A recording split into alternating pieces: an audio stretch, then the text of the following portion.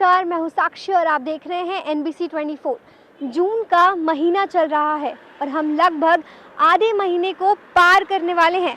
तो इसी में बिहार के किसानों को मॉनसून का बेसब्री से इंतज़ार है। उन्हें इंतज़ार है कि आखिर इस साल बिहार में मॉनसून कब तक दस्तक देगी और इस साल कितनी बारिश होने का अनुमान लगाया जा रहा है।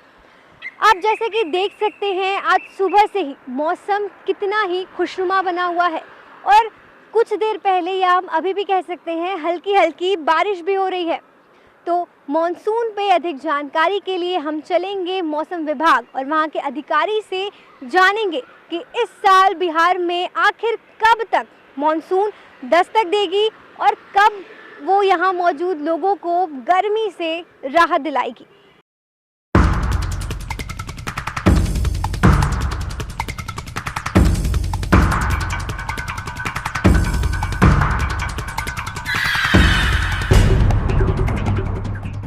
साल बिहार में मॉनसून कब तक दस्तक देगी और कितनी बारिश होने की आशंका है? जैसा कि बात करें कि पिछले 2 दिनों से कल भी पूरे बिहार में ऑलमोस्ट सभी जगहों पे वर्षा हुई है और मानसून की जो करंट है वो पूरी तरह से बिहार पे सेट हो चुकी थी। इस कारण से आज बिहार में मानसून का ऑनसेट हो चुका है। मानसून ने दस्तक दे दिया बिहार पे और मानसून रेखा है वो दरभंगा से पास कर रही है। और इसके साथ साथ यदि बात करें इसका पूर्वानुमान की, तो पूरे बिहार में जो मानसून सीजन में जो वर्षा है वो सामान्य या थोड़ा सा उससे नीचे रह सकती है। जहाँ तक की बात करें कि जून महीने की जो वर्षापात है वो सामान्य वर्षापात बिहार का 167 मिलीमीटर है, उससे ज़्यादा होने की संभावना है।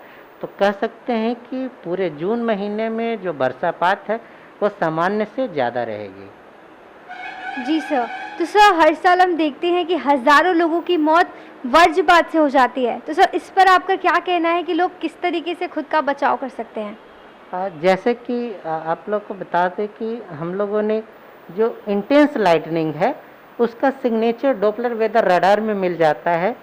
कल भी हम लोग ने कई जिलों के लिए जो इंटेंस लाइटनिंग है, तीव्र ठनका गिरने की संभावना है, उसके बारे में कोशिश किया कि मास मीडिया में जाए, इवन स्क्रॉल हो टेलीविज़न पे। तो ये तो हुई है अर्ली वार्निंग जो हमारे तरफ से होती है। इसके अलावा जो दामिनी ऐप है मौसम विभाग का, वो यूज कर सकते हैं, जो ठनका के बारे में जो अर्ली वार्निंग है वो पता चल सकती है।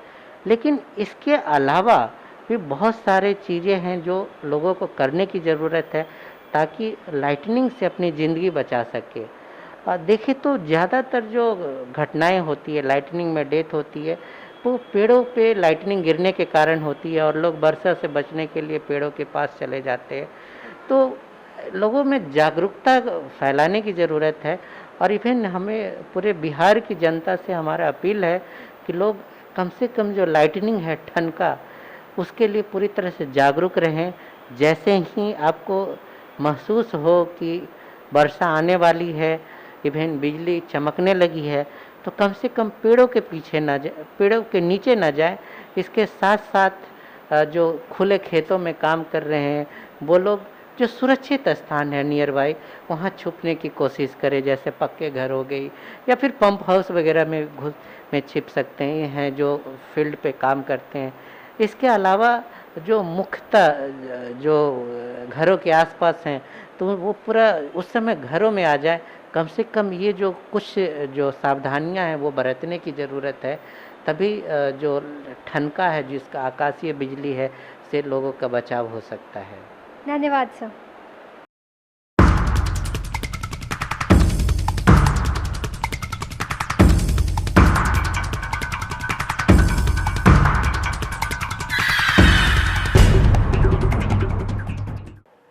तो जैसा कि आप सभी ने सुना कि बिहार में मॉनसून ने दस्तक दे दी है और इसके साथ ही लोगों में वज्रपात होने की घटना है उसका डर भी बना हुआ है, जिसके लिए हमने पूछा था मौसम विभाग अधिकारी से और उन्होंने हमें सुझाव दिया है कि हम दामिनी ऐप का प्रयोग कर सकते हैं, जो कि मौसम जानकारी के अर्ली वार्निंग में काम आती है। इसके साथ ही उन्होंने हमें ये भी बताया कि हमें पेड़ों के नीचे नहीं आना चाहिए और हमें खुले मैदान में जाने से बचना चाहिए।